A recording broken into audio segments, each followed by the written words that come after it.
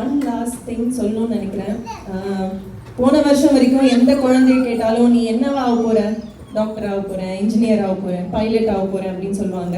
ஆனா இன்னைக்கு ஒரு பப்ளிக் சர்வெண்டா ஆக போறேன், பொலிட்டீஷியன் ஆக போறேன்னு கார்ட்டூன் பார்த்துட்டு இருந்த குழந்தைங்கள எல்லாம் நியூஸ் சேனல் பார்க்க வச்சிருக்காரு எங்க அண்ணன்.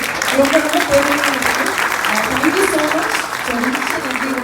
எத்தனை பேர் இங்க இருந்து ஓட்டு போட போயிருந்தோம் எல்லாருக்குமே என்னோட நன்றிகள். Thank you so much once again. இப்போ சொன்ன மாதிரி தான் நம்ம கார்த்திகல் அமைச்சர் அவங்களுடைய தங்கச்சி இங்க இருக்காங்க.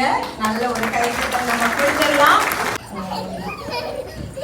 ஒரு பொலிட்டிக்கல் பெர்ஸ்பெக்டிவ்ல இருந்து மாறி சின்ன சின்னதா இந்த மெமரிஸ் நீங்க ஷேர் பண்ணிக்கணும்னு நினைக்கிறேன். ப்ளீஸ். ஓட் போடுறதுக்காக தான் நான் ஊருக்கு போனேன். திருப்பி வரும்போது தமிழ்நாடு சிஎம்மோட தங்கையா இந்த மண்ணில் கால் எடுத்து வைக்கும்போது எனக்கு ரொம்பவே பெருமையா இருந்தது. எனக்கு நல்ல ஞாபகம் இருக்கு. 1992 அண்ணாவோட முதல் படம் வந்தது.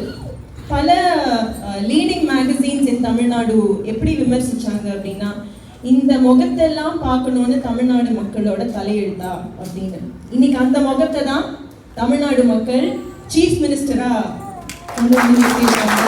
அது நமக்கு தங்கையா ரொம்ப ரொம்ப பெருமையா இருக்கு.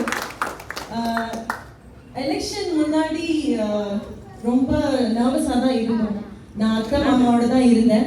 அத்தை மாமான்னு சொல்றதை தாண்டி எனக்கு அவங்க இன்னொரு அம்மா அப்பா தான். என்னை அப்படிதான் அவங்க ட்ரீட் பண்ணியிருக்காங்க. வினோத் என்னோட ஹஸ்பண்டையும் அவங்க வந்து ஒரு ஃபேமிலி மெம்பராக தான் இத்தனை வருஷமா எங்களை ட்ரீட் பண்ணியிருக்காங்க. அந்த ரத்தத்துல இருந்து வந்ததுனாலோ என்னவோ தெரியல, ரொம்பவே கான்ஃபிடென்ட்டா இருந்தோம். எங்க அத்தை இன்ஃபேக்ட் ரிசல்ட் வரதுக்கு முன்னாடி, நாளைக்கு நம்ம வீட்டுக்கு முன்னாடி 4 போலீஸ் ஆஃபீஸர்ஸ் நிற்க போறாங்க பாரு அப்படின்னு சொன்னாங்க. பட் அடுத்த நாள் அண்ணா வின் பண்ணிட்டு எங்களை எல்லாம் வந்து மீட் பண்ணப்போ 4 இல்ல 400 போலீஸ் ஆஃபீஸர்ஸ் மிலிட்ரி அங்க வந்து நின்னாங்க. முதல் வார்த்தை அண்ணா வந்து எங்க கிட்ட சொன்னது வந்து, நம்ம ஜெயிச்சிட்டோம், இப்போ நம்ம எல்லாரும் ரொம்ப ரெஸ்பான்சிபிளா நடந்துக்கணும் அப்படிங்கிற ஒரு விஷயத்தை தான் முதல்ல சொன்னது.